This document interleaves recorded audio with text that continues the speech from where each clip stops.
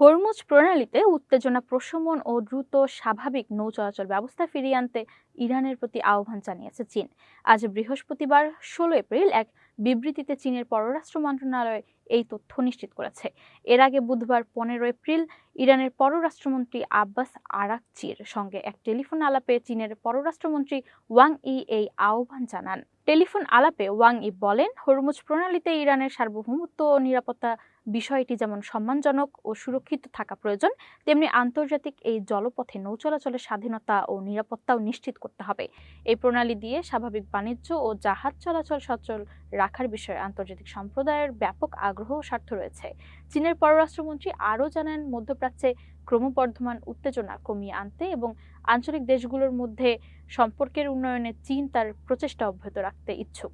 মূলত হরমুজ প্রণালী দিয়ে বিশ্বব্যাপী তেল ও গ্যাস সরবরাহের প্রায় 1/5 পরিবাহিত হয়। ফলে এই পথে মার্কিন নৌ অবরোধ বা যে কোনো ধরনের সামরিক অস্থিরতা বেইজিং এর জন্য গভীর উদ্বেগের কারণ হয়ে দাঁড়িয়েছে। বিশ্লেষকরা মনে করছেন, যুক্তরাষ্ট্র ও ইরানের মধ্যে চলমান সংঘাতের ফলে জ্বালানি বাজার অস্থিরতার মুখে পড়েছে। এই সংকট উত্তরণে চীন এখন তেহরানের উপর চাপ ও আলোচনার দ্বিমুখী কৌশল অবলম্বন করছে। একদিকে চীন মার্কিন নৌ অবরোধকে দায়িত্বজ্ঞানহীনতা বলছে, অন্যদিকে ইরানকেও সংঘাত এড়িয়ে আন্তর্জাতিক নৌ চলাচল স্বাভাবিক করার পরামর্শ দিচ্ছে। বেইজিং এর এই কূটনৈতিক তৎপরতা মধ্যপ্রাচ্যে তাদের ক্রমবর্ধমান প্রভাবের বহিঃপ্রকাশ হিসেবে দেখা হচ্ছে।